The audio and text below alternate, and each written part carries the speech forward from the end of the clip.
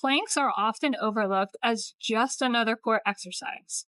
However, planks are the key to functional strengthening as well as stability through the extremities and the core. Oftentimes we forget how much the core is what everything stems off of. Therefore, when you have that strong core, you're going to have improved posture, improved spine health, improved joint health, as well as improved performance of the extremities, which means you can run faster, throw further, and you'll be able to do the basics of being able to lift things with less strain. Hi, I'm Dr. Jess. I'm a physical therapist, and I've been obsessed with longevity for the past 20 years of working in the health and wellness field. The reason why I love planks is because it has all the criteria that I need to be a perfect exercise to include in everybody's routine. It's functional. You can do it with just body weight support, and there's a ton of variations you can do to never get bored again. By the end of this video, you'll know how to do a proper plank, and you'll be able to level up your plank with these 5 variations. So when we talk about a proper plank form, we want to think about our entire body is doing the work when we're in a plank. It's not just our core. So first I'm going to talk about hands. We're going to be shoulder width apart, stack my shoulders over my hands. From here, as I start to come up into the plank, one foot comes back and then the other. Now what oftentimes happens is that people will stick their butt up into the air, or they'll completely lose that plank. See what you want to do? Push the mid back up towards the sky, push the shoulder blades away, pull the belly button towards the spine, squeeze the glutes, squeeze the quads, and really maintain that position. As you get tired, all you do is think about one muscle group at a time. If you start losing it here, push back up towards the sky. If you start losing it here, pull that belly button in. If you start putting your butt up in the air, squeeze the glutes, it'll pull you back down. So one by one, just keep checking on your muscle groups. So if doing a full plank out of the gate is too much for you right now, that's fine. What you want to do is you want to start with doing your plank against something that's elevated, like the edge of a bed, the edge of a counter. And once you can get all the way down to the ground, then instead of having your weight out on your feet, just bring your weight to your knees. As long as you're still not sticking the butt up in the air or losing the control, everything else stays the same. So the first variation we're going to talk about is whether you're doing a high plank versus a low plank. The main difference is going to be, are you weight bearing through the wrists, and how much is your shoulder having to control?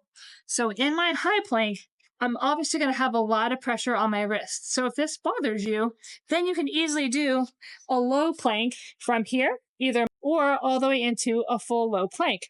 It's just going to be less that you have to control through the entire arm, but it's a great modification for anybody that does have a little bit of strain through the wrist or elbows.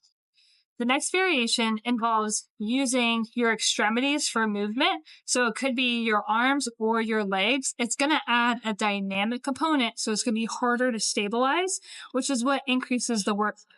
So if I go into and I pull that, I've got everything engaged, glutes, core, mid back, everything's working hard, and I tap one shoulder, notice I'm weight bearing just on one arm. That's a lot harder.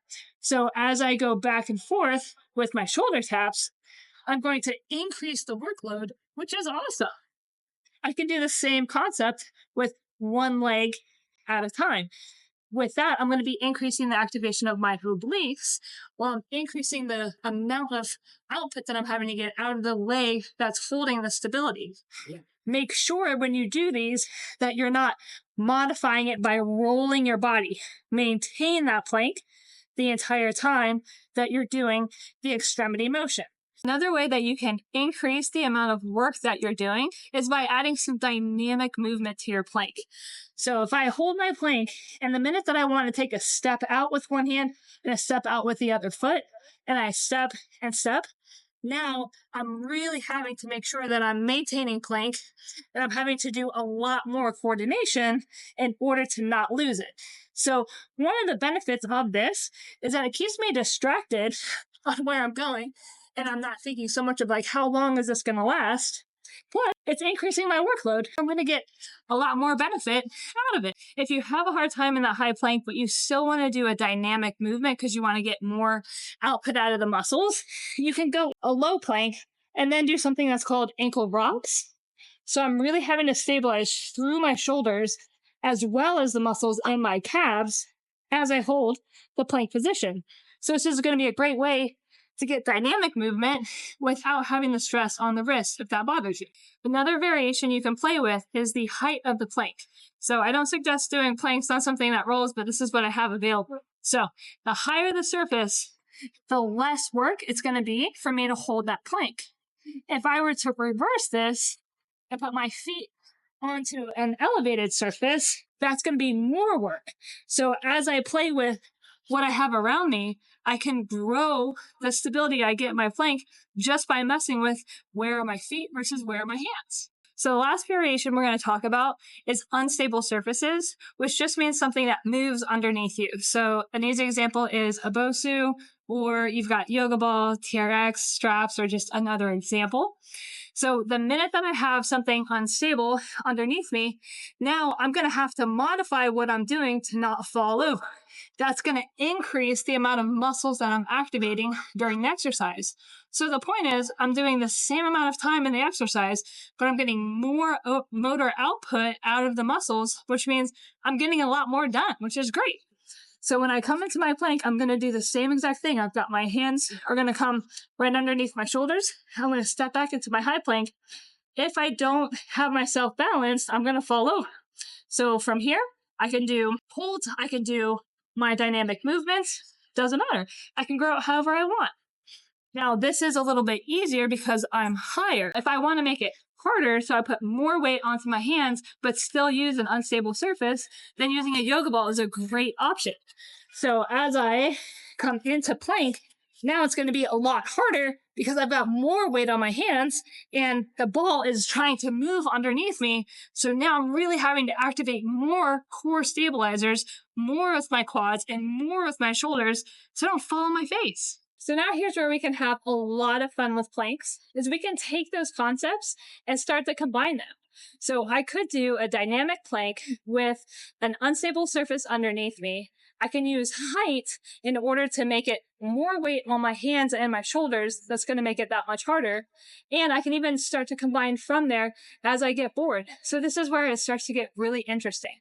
So a walkout plank would be where I'm going to put the ball underneath me, and then I'm going to get my hands stacked under my shoulders. I'm going to walk. Here's my dynamic part of my plank.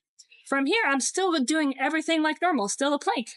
If I wanted, I could do a knee tuck, and then I could back to where my feet are touching, and then I can just do repeats. I'm telling you, you're going to get a lot more, and you won't get bored. Now that you love planks because you realize they're so good for you, and there's so many variations you can do, then you want to make sure that you comment and let me know what's your favorite plank variation.